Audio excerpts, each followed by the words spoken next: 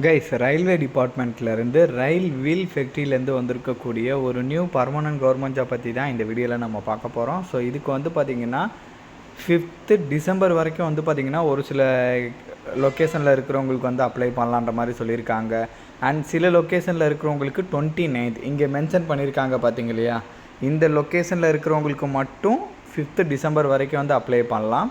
இதே வந்து இந்த லொக்கேஷன் இல்லாத மற்ற லொக்கேஷனில் இருக்கிறவங்க, லைக் இப்போ நம்ம தமிழ்நாடு எல்லாமே வந்து பார்த்திங்கன்னா 29th நவம்பர் வரைக்கும் வந்து பார்த்திங்கன்னா அப்ளை பண்ணலான்ற மாதிரி சொல்லியிருக்காங்க. ஸோ கண்டிப்பாக இதை வந்து நீங்கள் செக் பண்ணிக்கோங்க. ஏன் வந்து சொல்கிறேன்னா, இதுக்கு வந்து எக்ஸாம் கிடையாது, மெரிட் மூலமாக தான் ஹையர் பண்ண போகிறாங்க. 10th 12th டிகிரி அப்படின்னு சொல்லிட்டு எல்லாருக்குமே சான்ஸ் கொடுத்துருக்காங்க. ஸோ இப்போ இதுக்கு எப்படி அப்ளை பண்ணுறதுலேருந்து இதோட ஃபுல் டீட்டெயில் வந்து நான் உங்களுக்கு ப்ரீஃபாக எக்ஸ்பிளைன் பண்ணுறேன். நீங்கள் வீடியோவை ஸ்கிப் பண்ணாமல் எண்டு வரைக்கும் பாருங்கள்.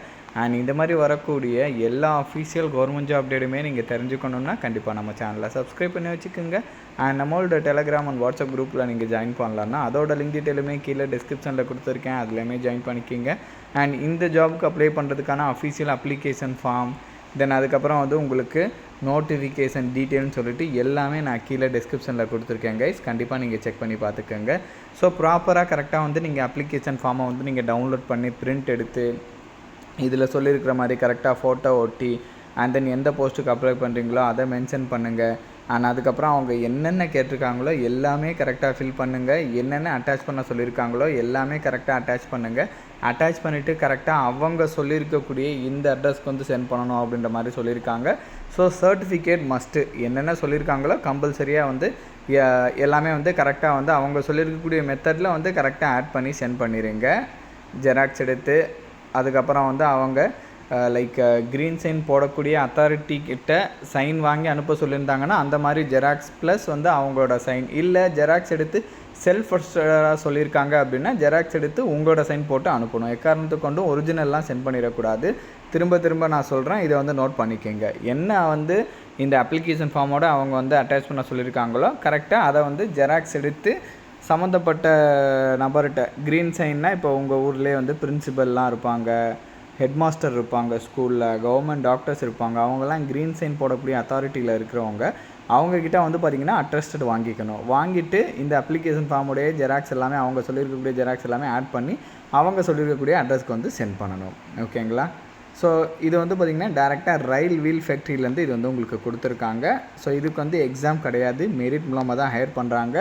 என்ன ப்ரோ சொல்கிறீங்க, எதை பேஸ் பண்ணி மெரிட் மூலமாக ஹையர் பண்ணுவாங்கன்னு சொல்லிட்டு நிறைய பேர் கேட்பீங்க. அதையுமே நான் உங்களுக்கு கண்டிப்பாக சொல்கிறேன். அது சொல்கிறதுக்கு முன்னாடி ஏஜ் குவாலிஃபிகேஷன் பார்த்துடலாம். ஏஜை பொறுத்த வரைக்கும் மினிமம் 18 சொல்லியிருக்காங்க, மேக்ஸிமம் 25 வரைக்கும் சொல்லியிருக்காங்க.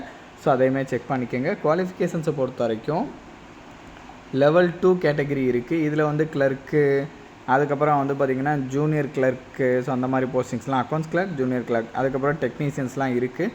இதுக்கு வந்து பார்த்திங்கன்னா மஸ்ட்டாக வந்து நீங்கள் 10th பாஸ் பண்ணால் எலிஜிபிள் அப்படின்ற மாதிரி சொல்லியிருக்காங்க.